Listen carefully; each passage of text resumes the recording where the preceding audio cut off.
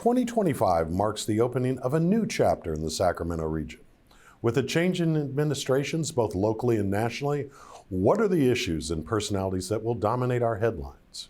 Joining us today is Sacramento Bee California opinion editor, Marcos Bretón.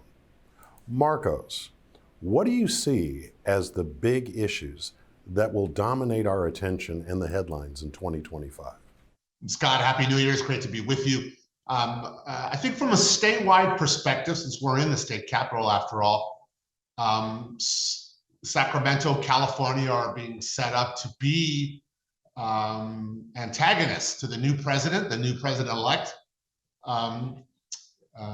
You're seeing, a disastrous fire in the Los Angeles area, and the president-elect essentially blaming the sitting governor for such a thing. I think you're seeing members of the California Republican Legislative Caucus and Congressional Caucus talking about advancing legislation that would defund essentially or stop high-speed rail from being completed. And it's going to be interesting to see how everyday Californians respond to being kind of set up as the enemies of the state, as it were. Or one might say the capital of the resistance, so to speak, right? Exactly. And, I think one thing that we saw in the election was that there are different tracks that we're talking about here. There's the political track where it at least stylistically, it is going to be the capital of the resistance. But how much that translates to the lives of everyday people, I think, was borne out in the actual election returns. And one thing that I would be looking at in California is whether you're starting to see some cracks in the deep blue state, as it were, that there are large swaths of the state that are not down with sort of stylistically being the enemy of the state. Well, you mentioned that. Let's go a little bit deeper on that, because recently you completed a book with renowned political commentator Mike Madrid on the emerging power of the Latino community and electorate.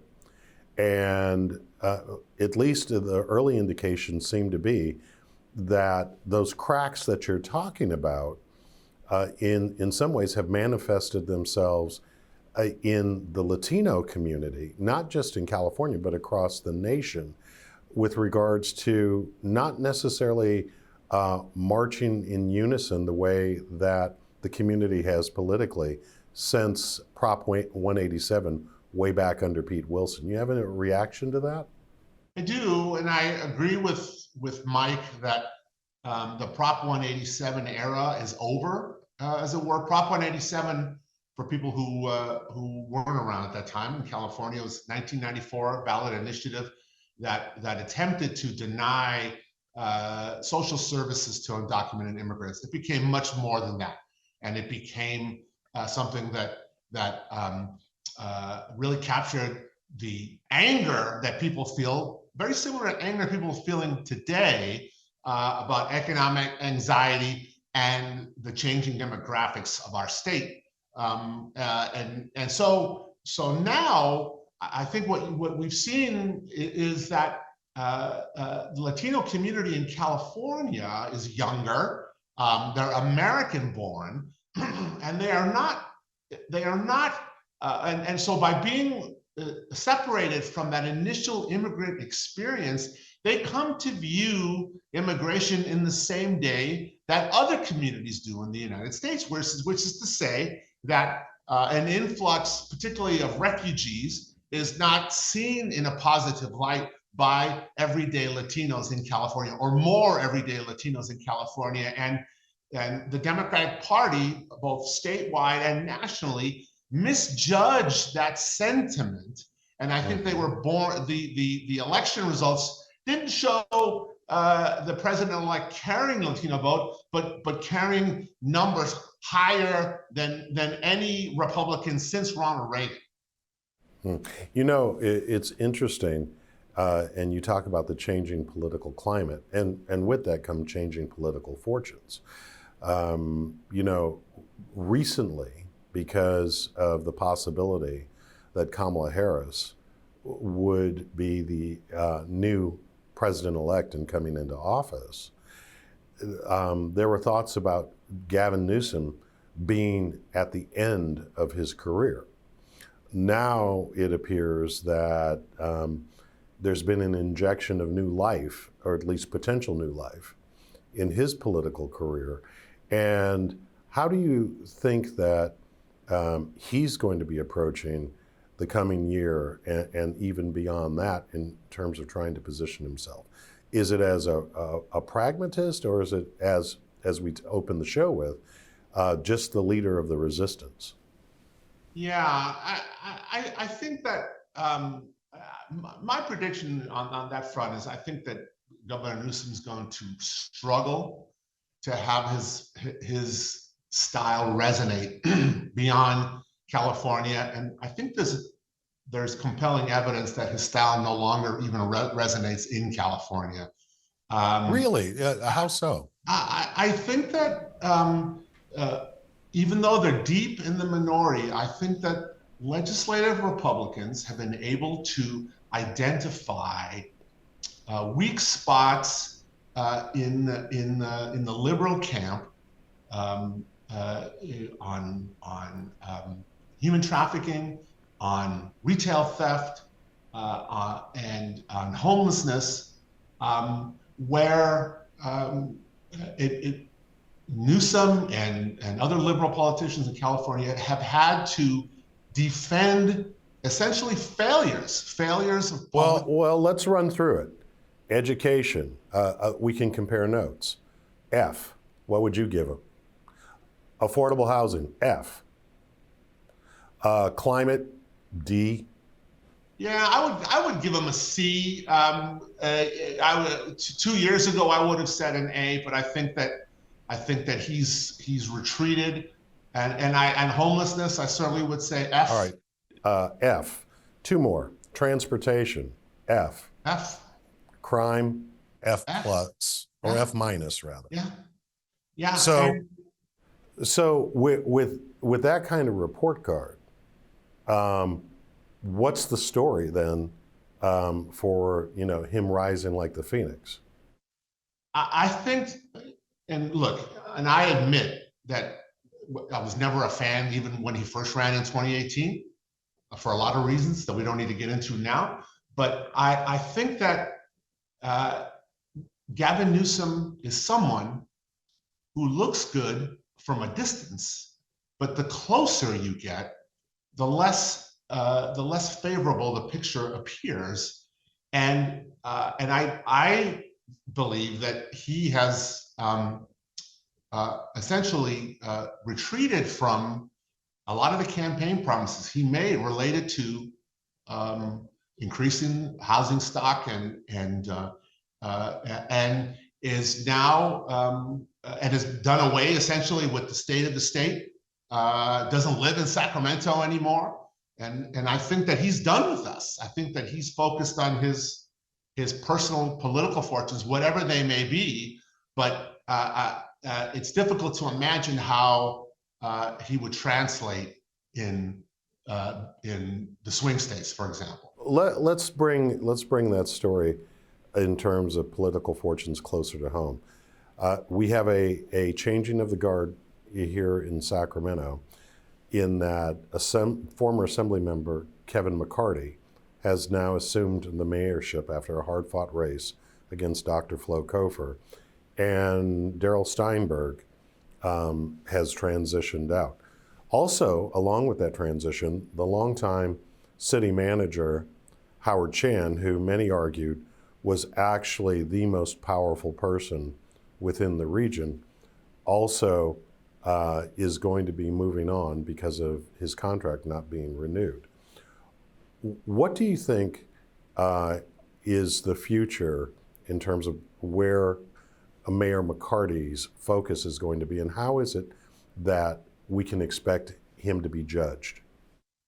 Well, I mean, I think he's going to inherit all the social ills that big city mayors are contending with in California. And I don't think that a decade of dealing with these same issues has revealed any particular bright spots in any community.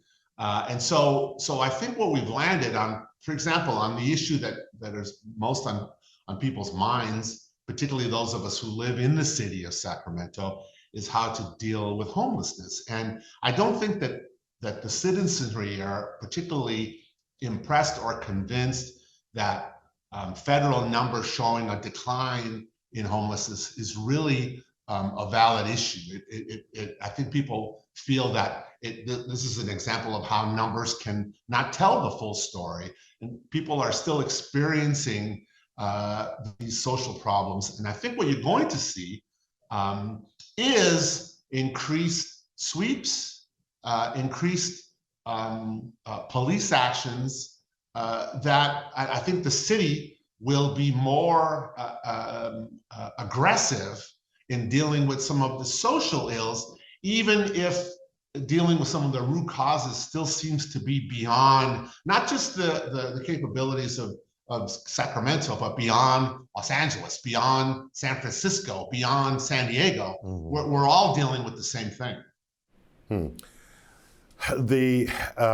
One of the things that Mayor McCarty brings to the table is he's a former assembly member and had some fairly significant positions of authority within the legislature.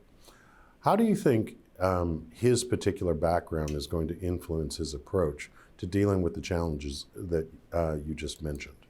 Well, I mean, he was the public safety chair, after all, in his last year in the assembly, and he has written legislation that has both tried to hold law enforcement accountable, but has also created tools to help law enforcement. So I think that he could. Now, is he a favorite, for example, of the police union in Sacramento? No, but I don't think that. I think that he starts in a better place than the previous mayor left, and so I think that it'll be interesting for me to see if Mayor McCarty is able to strike a balance between providing the kind of citizen oversight that a city council should over a police department, which is essentially a paramilitary organization, but also retaining the respect, support of the rank and file to do the difficult things that need to be done to curtail the crime that particularly our friends who have businesses downtown have been experiencing in a very drastic way for the last 4 or 5 years.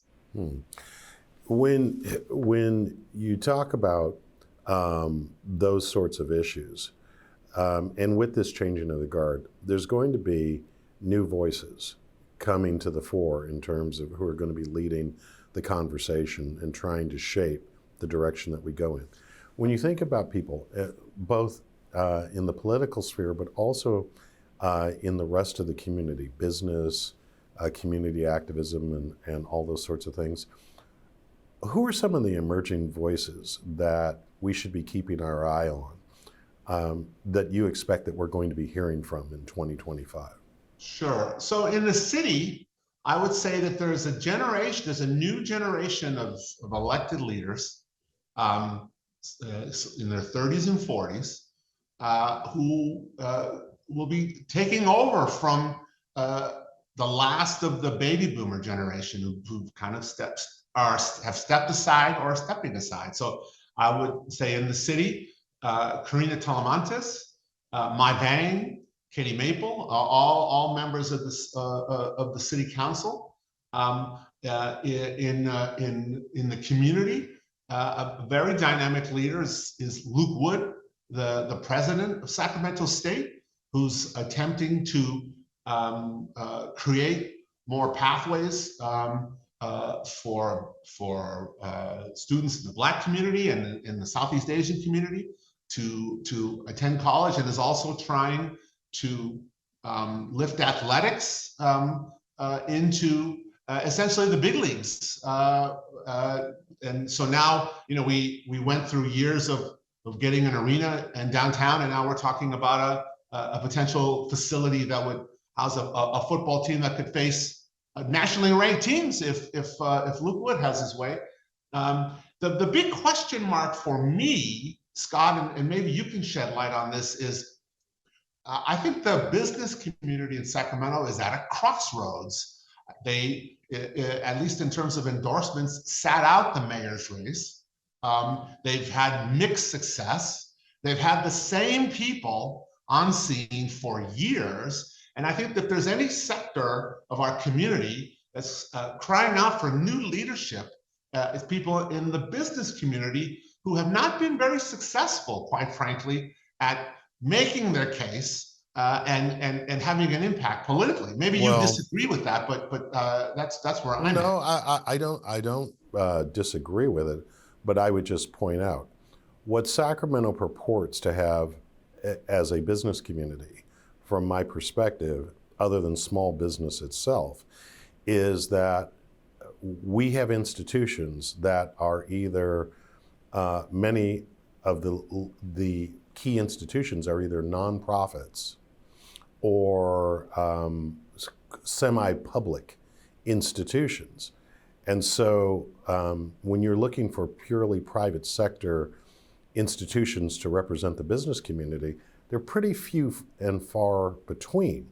And so what we call the business community and the business leadership within our region would not be considered in most other major metropolitan areas. Not that they're not significant players who make significant contributions, but the problem is that many of the folks and the institutions that they represent have a either below the waterline tie or a direct above the waterline tie to government and government funding.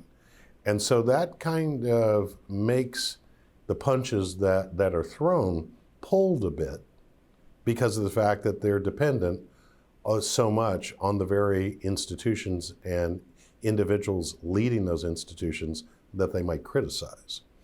So again, I'm not in disagreement with you, but with all that being said, Marcos, if there is a need for a new leadership class in what we have of the business community, which many times really comes down to a few key real estate developers and a few old families in terms of their history and contributions to Sacramento, like the family behind the Rayleigh's chain and others. What is it that you would be looking for them to do? What is the role that's yet unfulfilled?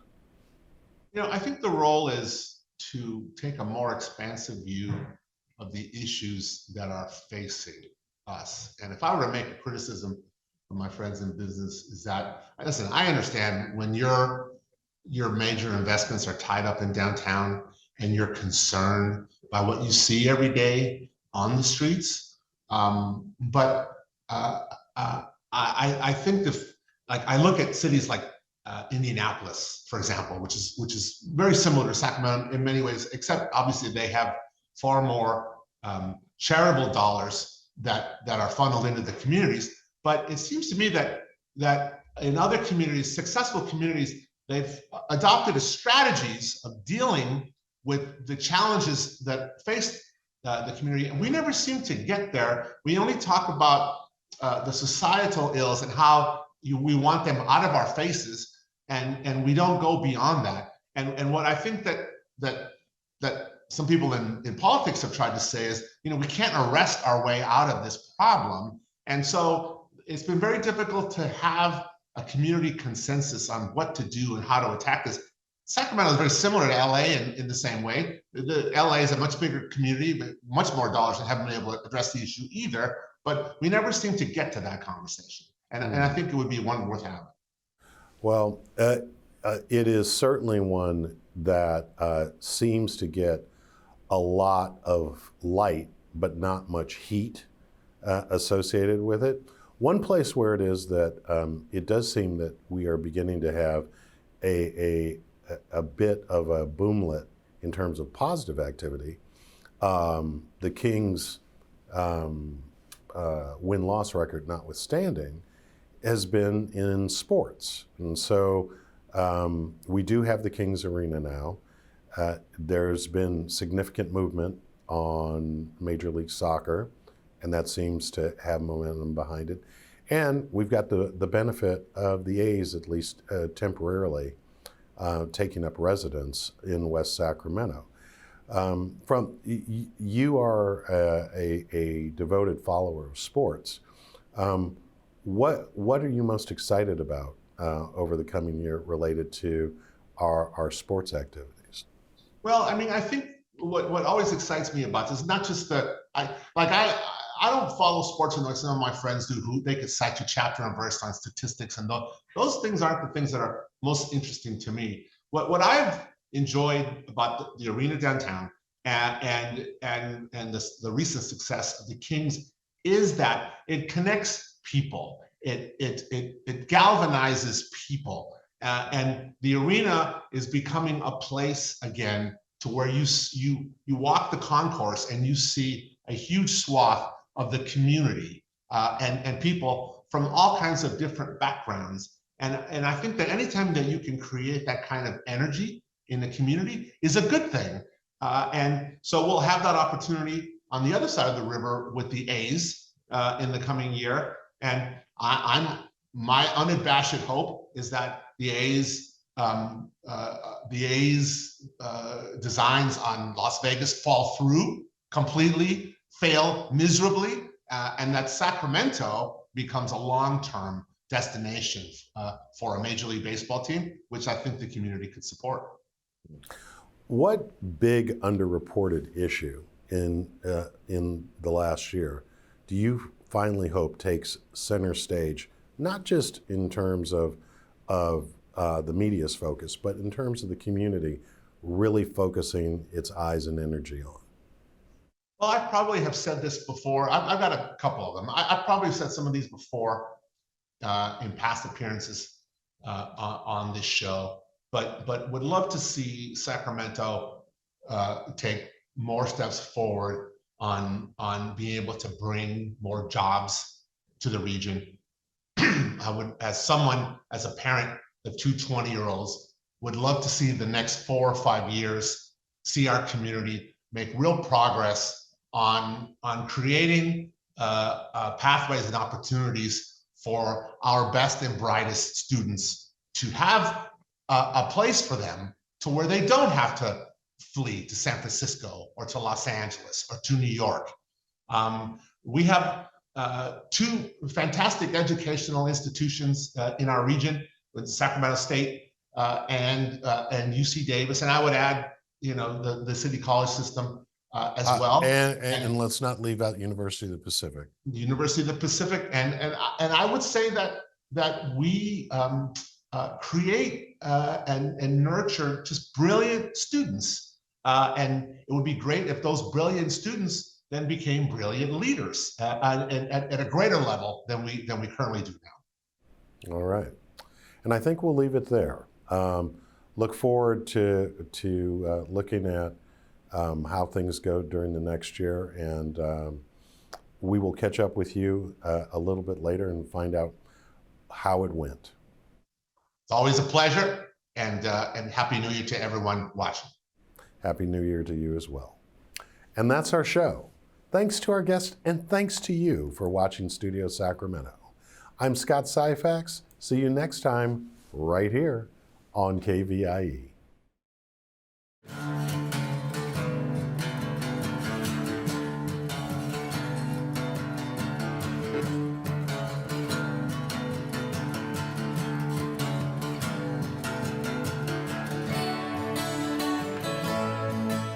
All episodes of Studio Sacramento, along with other KVIE programs, are available to watch online at kvie.org/video.